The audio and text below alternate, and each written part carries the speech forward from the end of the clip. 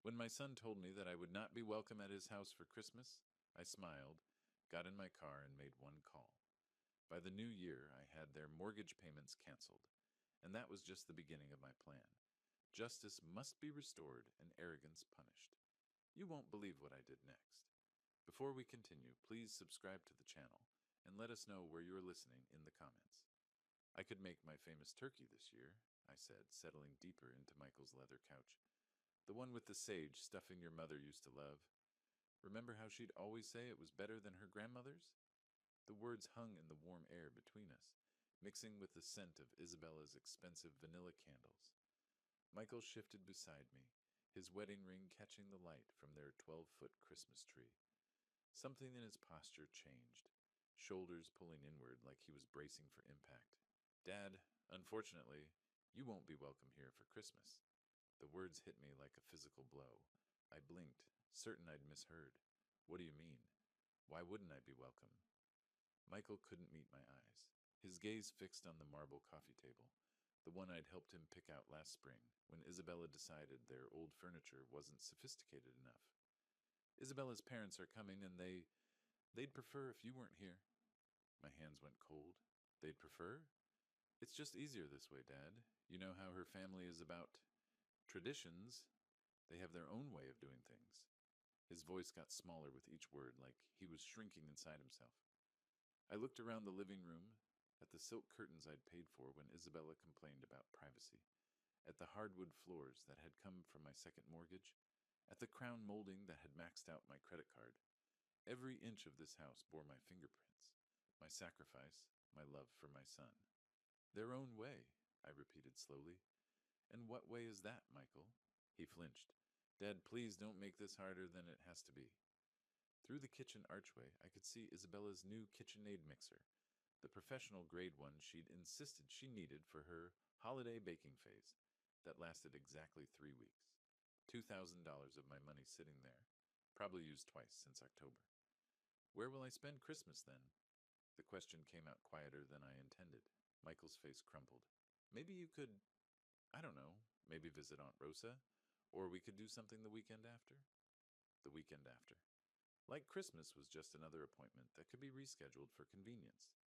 I stood up, my knees protesting after 8 years of carrying this burden alone. I see. Dad, wait.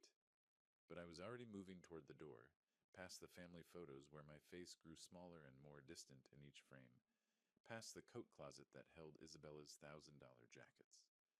My hand found the doorknob, solid and cold under my palm. Son, I said without turning around.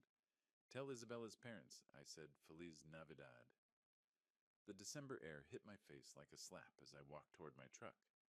Behind me, I heard Michael call my name once, then the soft click of the door closing. Final. Absolute. I sat in the driver's seat for a moment, engine off, watching the Christmas lights twinkle in the windows of houses I'd never be welcome in. My phone buzzed, probably Michael wanting to smooth things over with empty promises and guilt. I didn't answer. Instead, I turned the key and drove into the darkness, leaving behind the warm glow of the house I'd bought, but would never belong in. The heater hummed against the December cold as I navigated the familiar streets toward home. South Hills sprawled around me, every neighborhood corner holding memories of the man I used to be, the one who believed family meant everything, who'd give his last dollar to see his son smile. That man was a fool. I stopped at the red light on 29th and Grand, watching a young father load Christmas presents into his SUV. His kids pressed their faces against the window, breath fogging the glass with excitement. Once upon a time, that had been Michael and me. Before Isabella, before I became nothing more than a walking ATM with inconvenient emotions, the numbers started rolling through my head like a broken slot machine. $2,800 every month for 5 years. My calculator had given up trying to make sense of it last spring when I'd finally added up the total $140,000. More money than Maria and I had saved for our entire retirement. Gone. Just gone. I pressed the accelerator harder than necessary as the light turned green. The truck responded with a growl that matched my mood. Fifth Street. That was where I'd refinanced my house. Our house, Maria's and mine. to cover their down payment. The loan officer had looked at me with pity I hadn't recognized at the time. Mr. Flores, are you sure about this? You're putting a lot at risk for someone else's investment. Someone else's investment? Not my son's future, not my family's security. Someone else's investment. Lincoln Street, the bank where I'd taken out a second mortgage when Michael lost his job 2 years ago. Just temporary, Dad. Just until I get back on my feet. Isabella had stood behind him, $700 purse slung over her shoulder, nodding sympathetically while mentally calculating how much my desperation was worth. Nothing, as it turned out. My desperation was worth nothing to them. I pulled into my driveway, the one with the cracked concrete I couldn't afford to fix, because every spare dollar disappeared into their perfect suburban fantasy. The porch light flickered, another repair I'd been putting off. Inside, the house felt hollow without Maria's laughter, without the warmth of family gatherings that would never happen again. My phone rang as I fumbled with my keys, the shrill tone echoing off the empty walls. Isabella's name flashed on the screen, probably wanting to explain why I wasn't good enough for her parents' delicate sensibilities. Perfect timing. I'd been waiting 5 years to have this conversation. I answered on the fourth ring, letting her wait just long enough to wonder if I'd pick up at all. Dennis. Isabella's voice dripped with false sweetness, the same tone she used when asking me to cover their water bill or property taxes. I heard about the little misunderstanding with Michael. Misunderstanding? I leaned against my kitchen counter, still wearing my coat. I don't think there's any misunderstanding, Isabella. You made your position quite clear. Look, I know this seems harsh, but you have to understand my parents' perspective. They're very traditional people. They expect a certain atmosphere during the holidays. A certain atmosphere, I repeated. And what atmosphere is that? A pause. I could hear shopping bags rustling in the background, probably spending money that should have gone to their mortgage payment. Money that was my responsibility, apparently. Well, they're not used to your kind of cooking. All that spicy Mexican food and loud music. And frankly, Dennis, they're educated people. They expect conversations about current events, literature, art, you know. The words hit harder than a physical blow. 8 years of biting my tongue, of swallowing insults for Michael's sake, of pretending not to notice the way she looked at me like I was some kind of hired help. My kind of cooking. My voice stayed level, controlled. You mean the food you ate every Sunday for 3 years when money was tight? The tamales you said reminded you of your grandmother? That was different. We were appreciative then, but now with my parents... Now with your parents, you can't have the Mexican peasant embarrassing you at your fancy dinner table. The false sweetness evaporated. Don't be dramatic, Dennis. This isn't about race, it's about class. My father graduated summa cum laude from Washington State. My mother speaks 4 languages. They summer in the Hamptons. What exactly would you contribute to dinner conversation? Stories about laying tile? Heat flooded my chest, but I kept my voice steady. I built a business from nothing after your husband's grandfather died. I've employed over 50 people. I've paid more in taxes than your father made in his best year. Money isn't everything, Dennis. Breeding matters. Education matters. And frankly, Maria understood her place better than you understand yours. The line went dead silent. She'd crossed it. The line I didn't even know existed until she'd stomped across it in her designer heels. What did you say about my wife? I'm just saying she knew how to blend in better. She didn't make waves. She understood that some spaces weren't meant for her. My hand tightened around the phone until my knuckles went white. Maria had more class in her little finger than your entire bloodline will ever possess. Oh, please. She was a house cleaner who got lucky. At least she had the good sense to stay quiet about it. Isabella? My voice dropped to something I didn't recognize. I want you to listen very carefully. This conversation is over. We're done pretending to be family. You can't just... We're done, I repeated, and ended the call. I set the phone down carefully on the counter, my hands surprisingly steady. Around me, the kitchen felt different, smaller but somehow cleaner, like a weight had been lifted from the air itself. I walked to my desk in the corner, pulled out the manila folder I'd been avoiding for months. Bank statements, mortgage papers, 5 years of automatic transfers that had bled me dry while they lived like royalty. Time to stop the bleeding. Part 4. The first decision, canceling the mortgage. The documents spread across my kitchen table like evidence at a crime scene. 5 years of bank statements, each one showing the same automatic transfer. $2,800 on the 15th of every month, vanishing from my account into theirs. A paper trail of my own stupidity. I pulled out my calculator and started adding. The first year, $33,600. The second year, another $33,600. By the third year, I'd stopped buying myself new clothes. The fourth year, I'd started shopping at discount grocery stores. This year, the fifth year, I'd been eating peanut butter sandwiches for lunch to make ends meet. $143,400. Not counting the down payment, not counting the times I'd covered their utilities when Isabella's shopping addiction got out of hand. Not counting the new roof, the landscaping, the furniture that was essential for their lifestyle. I sat back in my chair, looking at the numbers until they blurred. Maria's life insurance money, my retirement savings, the college fund we'd started for grandchildren I'd apparently never be allowed to see. All of it gone, poured into a house where I wasn't welcome for Christmas dinner. I reached for my phone, scrolled through my contacts until I found the number for my bank. The automated system offered me options in English and Spanish. How thoughtful, how accommodating to people like me. Customer service, this is Jennifer. How can I help you today? I need to cancel an automatic transfer, I said, my voice steadier than it had been in years. Certainly, sir. I'll need your account number and some verification information. I rattled off the numbers, watched her type in the background. Professional, efficient, no judgment about why a 62-year-old man was canceling payments to what was probably his son's mortgage. I see the transfer you're referring to, Mr. Flores. $2,800 monthly to Wells Fargo, account ending in 7423. How long have you been making this transfer? 5 years.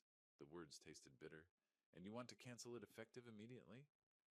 I looked around my kitchen, at the outdated appliances I couldn't afford to replace, at the walls that needed painting, at the windows that leaked cold air because I'd spent my home improvement money on someone else's castle. Effective immediately, I confirmed. Done. The transfer has been canceled. Is there anything else I can help you with today? No, I said, surprising myself with how good the word felt. No, that's everything. I hung up and sat in the sudden quiet of my house. Outside, December darkness was settling over Spokane. Christmas lights twinkling in windows where families gathered without conditions, without judgment, without the need to hide who they were. For the first time in 5 years, next month's budget would balance. For the first time since Maria died, I could afford to fix my porch light, buy decent groceries, maybe even take a vacation. I gathered up the bank statements, the mortgage papers, all the evidence of my generosity. Then I walked to my fireplace, struck a match, and watched 5 years of martyrdom turn to ash. The fire felt warm on my face, warmer than I'd felt in years. My phone buzzed with a text message, probably Michael wanting to apologize, or Isabella, needing money for something essential like new throw pillows. I didn't check it. Instead, I poured myself a glass of the good whiskey, the bottle I'd been saving for a special occasion that never seemed to come. Tonight felt special enough. I raised my glass to the empty room, to Maria's photo on the mantel, to the man I used to be and the man I was becoming. Merry Christmas to me, I said, and meant it. Part 5. Isabella's Provocation. The next morning arrived crisp and clear, December sunlight streaming through my kitchen windows as I nursed my second cup of coffee. For the first time in years, I wasn't calculating how much money would disappear from my account in 3 days. The freedom tasted better than the Colombian blend I'd finally allowed myself to buy. My phone rang at exactly 10:47 a.m. Isabella's name flashed on the screen like a warning label. Dennis! Her voice carried that familiar tone of barely concealed impatience. I need you to pick up my parents from Spokane Airport. Their flight from Portland arrives at 2 o'clock. I set down my mug carefully, watching the steam curl toward the ceiling. Isabella, did you forget about our conversation yesterday? Look, Whatever that was about, we need to focus on practical matters now. My parents need transportation, and you're the only one with time during the day. The audacity was breathtaking. Less than 24 hours after telling me I wasn't worthy of sharing Christmas dinner with her family, she expected me to serve as their personal chauffeur. And you're asking me because that's what family does, Dennis. They help each other. Her voice sharpened with irritation. Besides, let's be honest here. You're not my rival. You're too weak to be my rival. So just get in your truck and pick them up. There it was, the final insult wrapped in a command. What airline? I asked quietly. Alaska Air, Flight 447. They'll be at baggage claim Carousel 3. And Dennis, they're expecting someone who can handle their luggage properly. Don't embarrass us. I could hear her nails tapping against something hard, probably her granite countertop, the one I'd paid for when she decided laminate wasn't suitable for her dinner parties. Of course, I said. I'll take care of everything. Good. And wear something decent. Maybe that blue shirt you wore to Michael's graduation. They notice things like that. The line went dead. She hadn't even said thank you. I sat back in my chair, looking at my phone's blank screen. 2 o'clock. Flight 447. Baggage claim Carousel 3. I glanced at the wall clock above my sink. 10:52 a.m. Plenty of time. I poured myself another cup of coffee, added an extra spoonful of sugar, and opened yesterday's newspaper to the crossword puzzle I hadn't finished. 7 across. Delayed gratification. 12 letters. The answer would come to me eventually. Part 6. The Airport Trap. At 2:15 p.m., I was settling into my favorite armchair, with a fresh cup of Earl Grey and the Spokane Review's Sunday edition.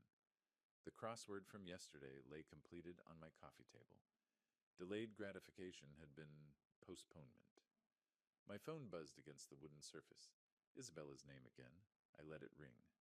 The December sun slanted through my living room windows, warming the space where I'd spent so many lonely evenings counting the cost of my generosity. Today the silence felt different. Earned, intentional. 2:47 p.m. The phone buzzed again. This time I could see the preview of her text. Dad, where are you? My parents are. I turned the phone face down and returned to the sports section. The Seahawks had lost again. Some things never changed. By 3:30 my phone had buzzed 6 times. I'd finished the newspaper, brewed a second pot of tea, and started organizing the junk drawer in my kitchen table. Amazing what you could accomplish when you weren't rushing around serving people who considered you their personal bellhop. The 7th call came at 3:45.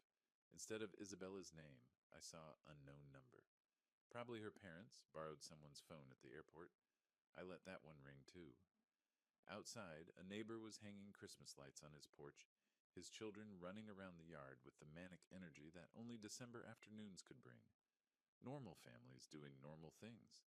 No one was stranded anywhere, waiting for someone who would never come. 4:15 p.m. My phone started ringing and didn't stop. Isabella, then the unknown number, then Isabella again. The buzzing became constant, like an angry wasp trapped against glass. I walked to my kitchen and unplugged my landline from the wall. Then I turned my cell phone completely off. Perfect silence. I made myself a grilled cheese sandwich and heated up a can of tomato soup. Comfort food I hadn't allowed myself in months, because every grocery dollar had gone toward making ends meet, while subsidizing their lifestyle.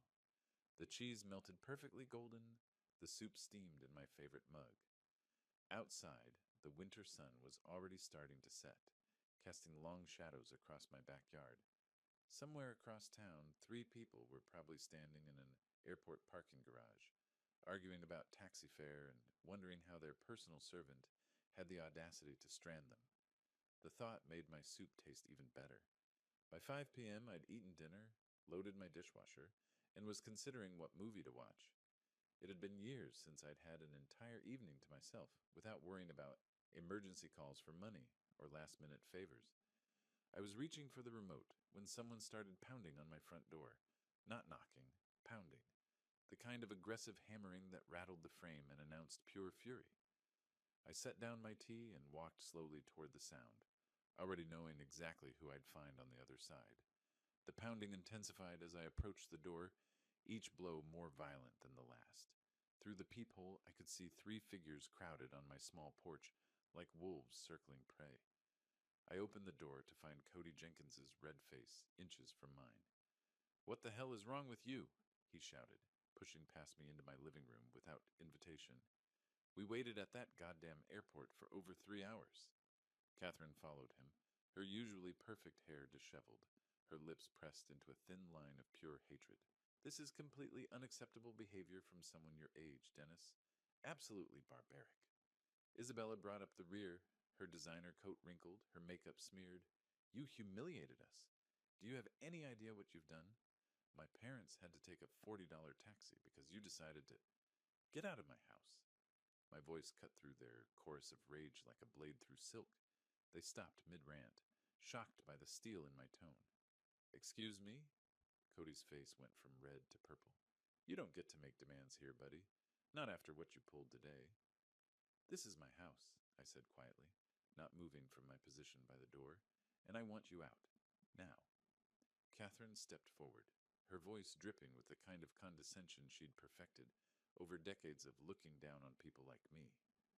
"Dennis, you clearly don't understand the magnitude of your mistake. My husband has connections throughout this city. Business connections. Social connections. You can't treat people like us this way and expect—" "This was a lesson for you," I interrupted, meeting her gaze steadily. "A lesson about your excessive arrogance and your poor treatment of people you consider beneath you." Isabella's mouth fell open. "A lesson? Who do you think you are to teach anyone anything? You're nobody. You're a— I'm someone who finally stopped being your personal bank account and taxi service." I stepped aside and held the door open wider. "The lesson is over. You can leave." Cody jabbed a finger toward my chest, but didn't quite dare touch me. "You have no idea who you're messing with, old man. I've been in this town longer than you've been breathing its air. I know people. Important people. People who can make your life very, very difficult." "Is that a threat, Mr. Jenkins?" "It's a promise." His voice dropped to a menacing whisper. "You think abandoning elderly people at an airport is just something you can do without consequences? You're about to learn exactly how wrong you are?" Catherine nodded, her smile sharp enough to cut glass. "Indeed. Actions have consequences, Dennis, and yours will be quite public." Isabella grabbed her father's arm. "Daddy, let's just go. This pathetic old man isn't worth our time." They filed out of my house like a defeated army, but Cody turned back at the threshold. "You'll regret this," he said. "I guarantee it." I closed the door behind them and turned the deadbolt with a satisfying click. Through the window, I watched them pile into their rental car, still arguing among themselves as they drove away into the December darkness. The house felt cleaner with them gone, as if their presence had left a stain that was only now lifting, but their parting words echoed in the sudden quiet. Public consequences. Important people. Connections. I walked back to my living room and picked up my tea, still warm in its mug.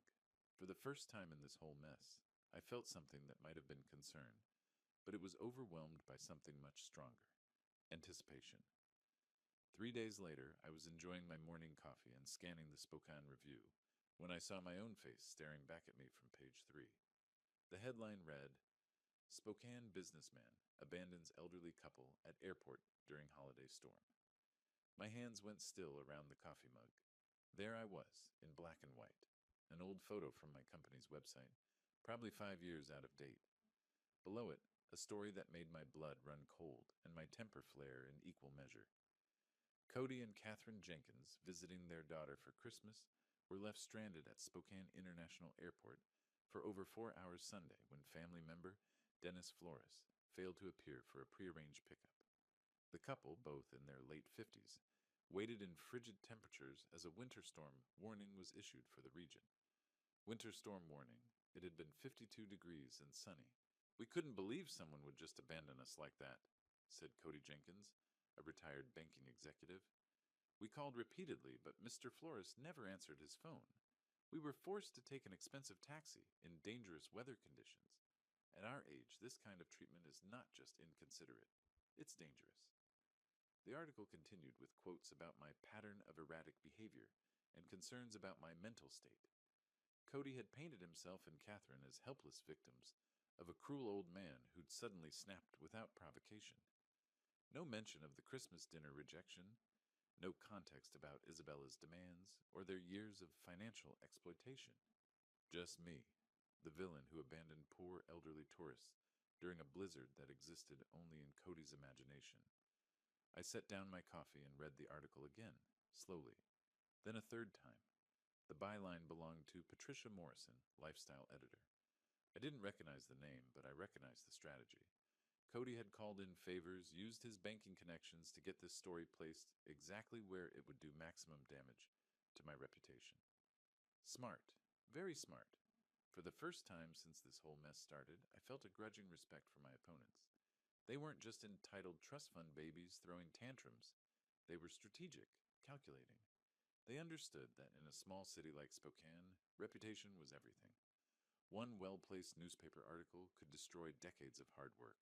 They'd declared total war.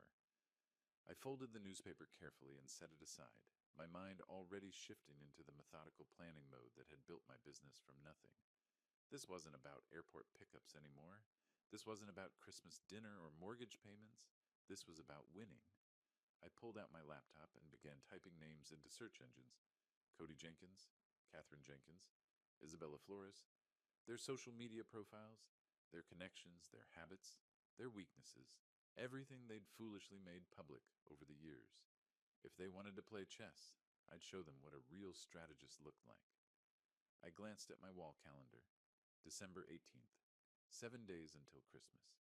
7 days to plan something they'd never forget. I spent the next 3 days living in a different world. Not the world where I was Dennis Flores, the broken down old man who let his family walk all over him.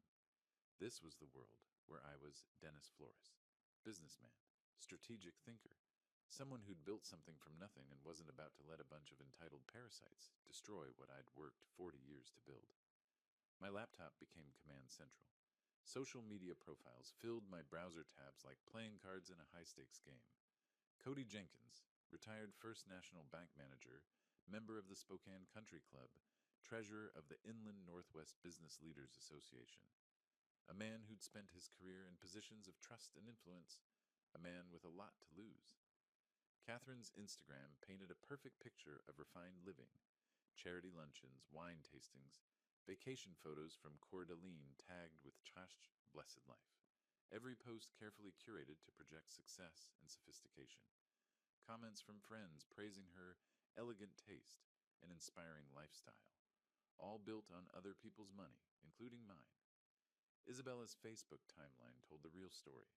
Posts about our beautiful home with photos of the kitchen I'd paid for. Check-ins at expensive restaurants during the months when I'd covered their utility bills. A status update from last week. So excited for Christmas dinner with family. Can't wait to show off our hosting skills. Our hosting skills. Our home. Our success. The narcissism was breathtaking. But it was Michael's LinkedIn profile that gave me the final piece I needed. His recent activity showed a new connection. Patricia Morrison, lifestyle editor at the Spokane Review. The same Patricia Morrison who'd written the hatchet job about me. I leaned back in my desk chair, looking at the evidence spread across my screen. These people had made 3 critical mistakes. First, they'd underestimated me completely. Second, they'd gone public with their attack, which meant I could go public with my response. Third, they'd documented their entire privileged lifestyle online, creating a perfect catalog of hypocrisy. I clicked through to Patricia Morrison's profile. 43 years old, journalism degree from WSU, 15 years at local papers. No previous connection to banking or finance, which meant Cody had reached out cold, probably through someone he knew from his business network. A 5-minute search through local business directories confirmed my suspicion. 3 mutual connections between Cody and Patricia's editor. The story hadn't just appeared, it had been planted carefully and deliberately. Amateur hour. I opened a new document and began typing. Not a response to their media attack, something much better. A timeline. 5 years of financial support, documented with bank statements, receipts, and canceled checks. The down payment for their house, $47,000 from my home equity loan. The kitchen renovation when Isabella decided granite countertops were essential. $18,000 from my credit card, 60 monthly mortgage payments of $2,800 each, $168,000 and counting, $250,000, more than I'd spent on myself in the last decade. My phone buzzed with a text from a number I didn't recognize. Probably Isabella, trying a new angle. I ignored it and kept working. By evening, I had everything organized in a manila folder thick enough to choke a horse. Bank statements, receipts, photos downloaded from their social media showing off purchases I'd funded, a printed copy of the newspaper article with my handwritten notes in the margins, documenting each lie and distortion. I looked at my wall calendar. December 24th was circled in red, not because it was Christmas, but because it was the perfect day for justice. According to Isabella's Facebook events, they were hosting Christmas dinner for 12 people. Family friends, neighbors, members of their social circle. The kind of people who read the Spokane Review and formed opinions based on what they saw there. The kind of people who deserved to know the truth. I closed my laptop and walked to my kitchen, where I'd left my good camera, the one I'd bought years ago to document job sites for my business. Time to put it to work, documenting something else entirely. Tomorrow was Christmas Eve. Tomorrow, Cody Jenkins and his family were going to learn what happened when you declared war on someone who actually knew how to fight. Christmas Eve morning dawned gray and cold, the kind of Spokane winter day that made you grateful for warm houses and family gatherings. Too bad I wouldn't be welcome at either. But I had other plans. I laid out my evidence like a lawyer preparing for trial. Bank statements organized by year, each monthly payment highlighted in yellow. Receipts arranged chronologically, showing the pattern of my support for their lifestyle. Photos printed from their social media. Isabella's new jewelry, their vacation photos, the expensive Christmas decorations currently adorning the house I'd helped them keep. All of it copied 12 times, one for each dinner guest. The newspaper article went on top of each stack, my red pen notes visible in the margins. Lie written next to Cody's quotes about dangerous weather. False, beside the claim about my erratic behavior. Missing context, highlighted where they'd failed to mention 5 years of financial support. I dressed carefully in my best suit, the navy blue one I'd worn to Maria's funeral, pressed and ready for another kind of farewell. Today I was saying goodbye to the man who'd been a doormat for his family. Tonight I'd be someone who commanded respect. At 6:30 p.m., I loaded my briefcase with the evidence packets and drove to Kendall Yards. Their house glowed with warm light, cars filling the driveway and lining the street. Through the front windows, I could see figures moving around the dining room. Isabella playing hostess in the home my money had helped them buy. I parked across the street and checked my watch. 6:45. Perfect timing. Late enough that everyone would be seated for dinner. Early enough that they'd still be on the main course. No easy escape for anyone. The front door was unlocked. Of course it was. Isabella loved to show off how safe their neighborhood was, how they didn't need to worry about security, like people in rougher areas. I let myself in quietly, the warm air hitting my face along with the sounds of laughter and conversation from the dining room. And then Catherine said, "But darling, that's not how we do things in our family," someone was saying, followed by more laughter. Our family. After everything they'd done to exclude me from it. I walked into the dining room carrying my briefcase, 12 faces turning toward me with expressions ranging from surprise to horror. Isabella froze with her wine glass halfway to her lips. Michael's face went pale. Cody and Catherine looked like they'd seen a ghost. "Good evening, everyone," I said calmly, setting my briefcase on their marble sideboard.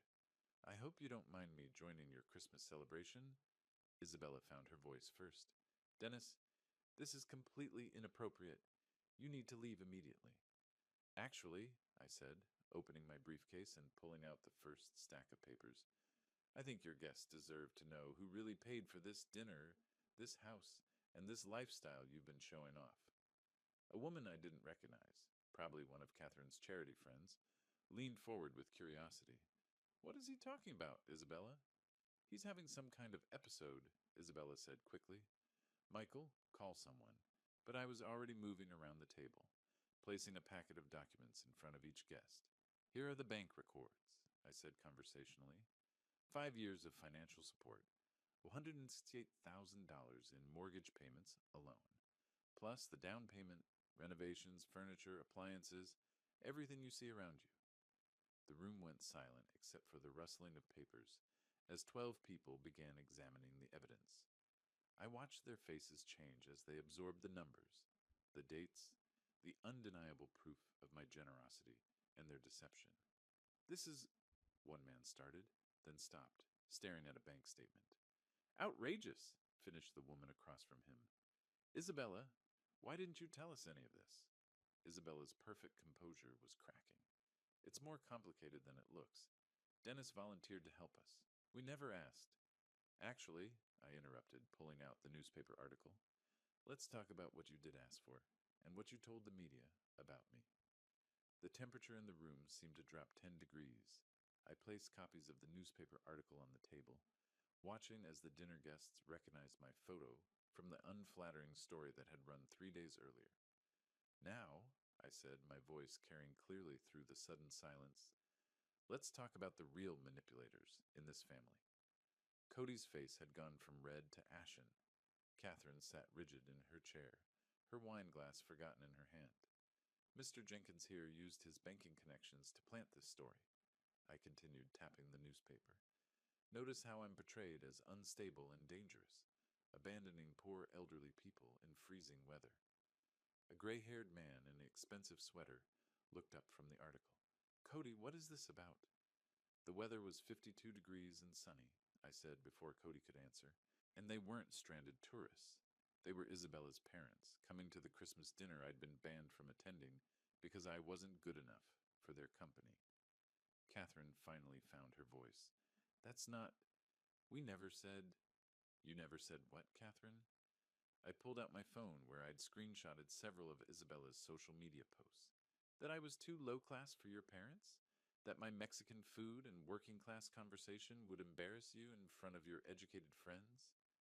The woman I'd identified as one of Catherine's charity friends shifted uncomfortably.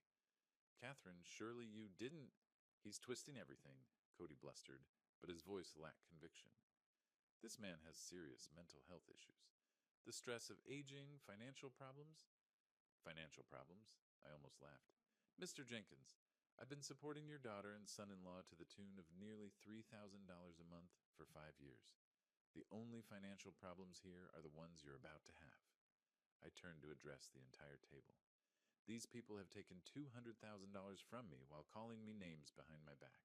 They've manipulated my son against me, banned me from family gatherings, and when I finally stood up for myself, they tried to destroy my reputation in the newspaper. Michael spoke for the first time, his voice barely above a whisper. Dad, I didn't know about the newspaper. Your wife knew, I said quietly, and her parents orchestrated it. They turned me into a villain for refusing to be their personal ATM and chauffeur. The social dynamic in the room was shifting like tectonic plates. I could see it in the guests' faces, the gradual realization that everything they'd been told about tonight's generous hosts was built on lies. This is unconscionable, said an elderly woman in pearls staring at the bank statements. Cody, how could you let your daughter take advantage of this man's generosity, then attack him publicly when he stopped enabling it? Cody's carefully maintained facade was crumbling. You don't understand the full situation. I understand perfectly, the woman interrupted. This man has been supporting your family financially while you treated him like hired help. And when he finally said no, you tried to ruin his reputation. Catherine's voice came out strangled. He abandoned us at the airport. After you told me I wasn't welcome at Christmas dinner because my presence would be inappropriate for your parents, I said calmly. After 5 years of paying their bills while you looked down on me for my ethnicity and education level. The silence was deafening. 12 people staring at Cody and Catherine with expressions ranging from disgust to embarrassment for having associated with them. Isabella made one last desperate attempt to control the narrative. Everyone, please. This is a family matter that's gotten out of hand. No, I said firmly. This stopped being a family matter when you made it public, when you used the newspaper to attack my character, when you decided my reputation was acceptable collateral damage for your pride.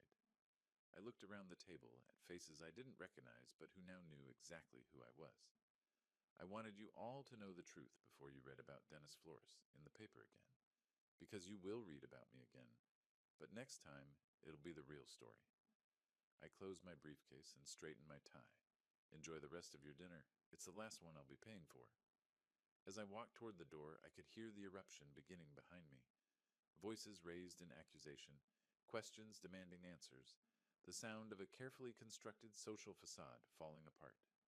It was the most beautiful Christmas music I'd ever heard. The letter arrived on a Tuesday morning in March, delivered by certified mail with the weight of legal consequences behind every word. I signed for it at my front door, noting how the spring air smelled of new growth and possibility instead of the winter desperation that had marked those dark December days. Notice of default, the envelope read, final demand for payment. Inside, 3 months of missed mortgage payments had caught up with Michael and Isabella like a tsunami of reality. $8,400 in arrears, 14 days to bring the account current, or face foreclosure proceedings on the house I'd helped them buy. I set the letter aside and returned to my coffee, reading it the way you'd read news about distant weather. Interesting, but not your problem anymore. My phone had been ringing for weeks with increasingly desperate calls. Isabella's number blocked after the first hysterical voicemail. Cody and Catherine, whose social standing in Spokane had evaporated like morning mist after their Christmas dinner humiliation.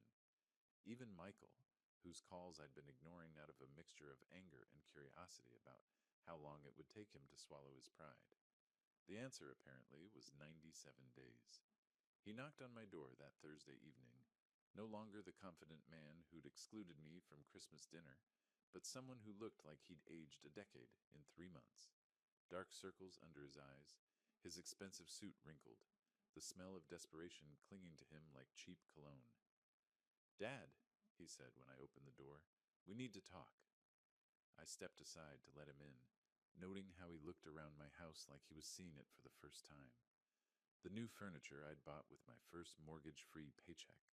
The fresh paint on walls that hadn't been updated in 8 years, because every spare dollar had gone to his lifestyle. The repairs I'd finally been able to afford now that I wasn't subsidizing someone else's American dream. "Nice place," he said quietly. "It's what happens when you spend money on yourself instead of people who don't appreciate it," I replied, settling into my new recliner. "Coffee?" He shook his head, perching on the edge of my couch like he was afraid to get comfortable. "Dad, I need you to know how sorry I am. About everything. Christmas dinner, the newspaper article, the way Isabella, the way we treated you." "Go on." "I didn't know about Cody planting that story. I swear I didn't. When I found out—" He ran his hands through his hair. "Jesus, Dad. The things they said about you behind your back. The way they talked about our family. About Mom's memory." My jaw tightened at the mention of Maria, but I kept my voice level. "And what exactly did they say about your mother?" "That she knew her place better than you knew yours. That she understood. Boundaries." He couldn't meet my eyes. "I should have defended you. I should have stood up to them years ago." "Yes," I said simply. "You should have." We sat in silence for a long moment, the weight of 5 years of mistakes filling the space between us. Outside, I could hear my neighbor mowing his lawn, the normal sounds of a normal Thursday evening in a normal neighborhood, where sons didn't exclude their fathers from Christmas dinner. "The house is in foreclosure," Michael said finally. "I know. We can't make the payments without—" He stopped, seeming to realize how that sounded. "Without my help," I finished. "Without the money I was sending every month while you let your wife's family treat me like garbage." "I know how it looks." "Michael." I leaned forward, making sure he was looking at me. "Do you know how much money I sent you over 5 years?" He nodded miserably. Isabella calculated it after Christmas. The mortgage payments, the down payment, everything else. Over $200,000. $237,468, I corrected. "I know the exact amount because I finally did something I should have done years ago. I added it up." His face crumpled. "Dad, I'm so sorry. I don't know how to fix this." "You can't fix it, son. That money is gone. But more importantly, those years are gone. 5 years when I could have been building a relationship with you instead of funding your wife's fantasy life." I know that now." He looked up at me with something that might have been hope. "But maybe we could start over? Maybe there's a way to? Are you asking me to resume the mortgage payments? The hope died in his eyes. We're going to lose everything, Dad. The house, Isabella's respect for me, her parents' approval. I don't know what I'll do. You'll figure it out, I said, not unkindly. The same way I figured out how to live without a son who respected me. The same way I learned to spend Christmas alone while you celebrated with people who thought I was beneath them. He started to cry then, quietly, like a man who'd run out of other options. I lost you, didn't I? I chose them over you, and now I've lost you forever. I watched him for a long moment. This man I'd raised and loved and sacrificed for, who'd let his wife's family convince him that his father wasn't good enough for their company. Michael, I said finally, you didn't lose me. You gave me away. There's a difference. He wiped his eyes with the back of his hand. Is there any chance, any way you could forgive me? I forgave you months ago, I said, and meant it. But forgiveness doesn't mean going back to the way things were. It doesn't mean pretending this didn't happen, or that I'm going to resume paying for a lifestyle that came with the condition that I be grateful for scraps of your attention. Then what does it mean? I stood up and walked to my mantel, where Maria's photo sat next to a new picture. Me with Rosa and her family at Easter dinner, the first holiday I'd spent with people who actually wanted me there. It means that if you want a relationship with me, you'll have to build it from scratch. It means showing me respect instead of demanding I earn it. It means making choices based on what's right, not what's convenient. I turned back to him, and it means that the next time someone, your wife, her parents, anyone, tries to exclude me from family gatherings, you'll remember who actually acts like family. He nodded slowly, understanding perhaps for the first time that respect wasn't something you could take for granted. The house, he asked quietly, isn't my problem anymore. I sat back down, feeling lighter than I had in years. You're a grown man, Michael. Figure it out like grown men do. Get a job that pays enough to cover your bills. Sell the house and buy something you can afford. Stop living beyond your means and expecting other people to subsidize your choices. He stood up slowly, his shoulders straight, for the first time since he'd arrived. You're right, about all of it. I know. He walked to the door, then turned back. Dad, for what it's worth, seeing you stand up for yourself at Christmas dinner, I was proud of you. Embarrassed and angry, but proud too. Good, I said. Maybe there's hope for you yet. After he left, I poured myself a glass of the good whiskey and stepped onto my back porch. Spring was coming to Spokane, the trees beginning to bud, the air warming with promise. In 4 months, I'd be 63. Maria had been gone for 8 years. I'd wasted 5 of those years being a doormat for people who didn't appreciate sacrifice. I wasn't planning to waste any more. My phone buzzed with a text from Rosa. Dinner Sunday? The kids want to show you their school projects. I smiled and typed back. Wouldn't miss it. Real family, it turned out, was something you found with people who actually wanted you there. Everything else was just expensive theater, and I was done buying tickets to shows where I wasn't welcome on stage. The whiskey tasted like freedom, and the future looked exactly as bright as I was willing to make it. If you like this story, please like this video, subscribe to the channel, and share your impressions of this story in the comments. To listen to the next story, click on the box on the left. Thank you for watching.